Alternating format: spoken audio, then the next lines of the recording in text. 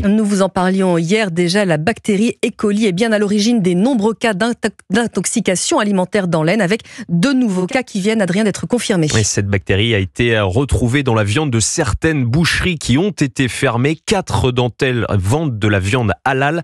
Antoine Bienvaux, le développement de cette bactérie pourrait donc être lié au mode d'abattage de ces animaux. Eh bien, c'est en tout cas ce qu'affirment plusieurs vétérinaires interrogés par le Figaro il y a quelques jours.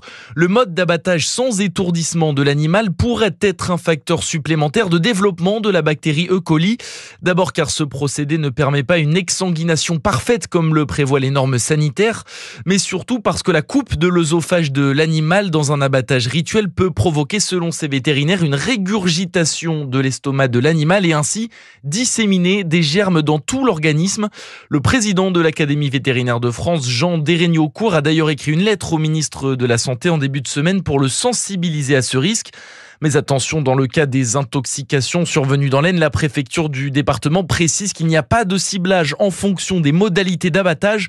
En d'autres termes, rien ne dit à l'heure actuelle que l'aspect halal de la viande commercialisée est à l'origine de ces contaminations.